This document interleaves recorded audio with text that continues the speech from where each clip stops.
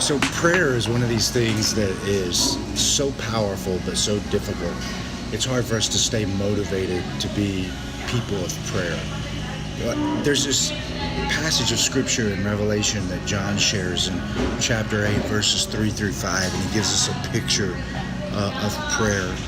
And I think about what happens to your prayer when it leaves your lips. I think it's a powerful thought. It motivates me to think about, okay, my prayer is spoken into the, it's coming out of me.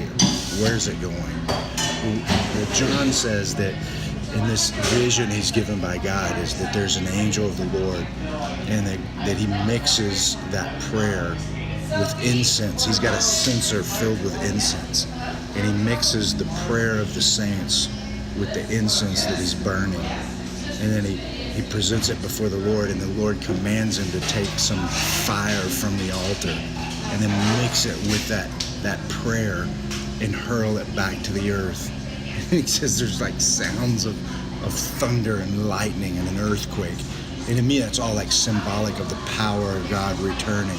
And so that prayer, when it ascends before the throne of God, he's so pleased with the fragrance of it that he mixes it with his own power, and he casts it back down to the planet as a powerful just force to accomplish his will. I think this is everything that Jesus had in mind when he was saying, listen, you can't do anything apart from the Father.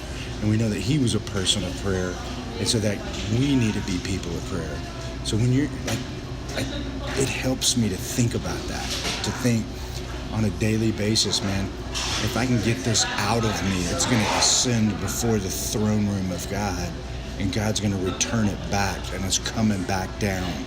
And that's why it's important to pray in the will of God, to pray consistently, to talk to God, so that power is returned back to the very place that it came from. And I hope you're encouraged by that, because that encourages me. That makes me want to get up, every day and spend some time talking to the Lord. And as I talk to him, to know that my prayer actually, it's just not words that are coming out and then it's over. It's going up and it's coming back.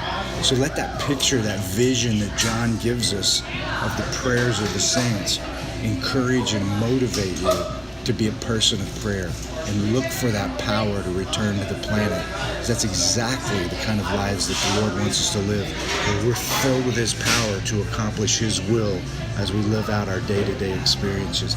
I want to encourage you to know, your prayer goes somewhere. When you pray it, it's going up before the throne. And if you're praying in the will of God, it's coming back. So look for it to come back. Look for God to open up channels of blessing to use you to advance his will. Be encouraged this week to know that God is listening, your prayer is ascending, and it's returning back. I hope to see you next time, and thanks for listening.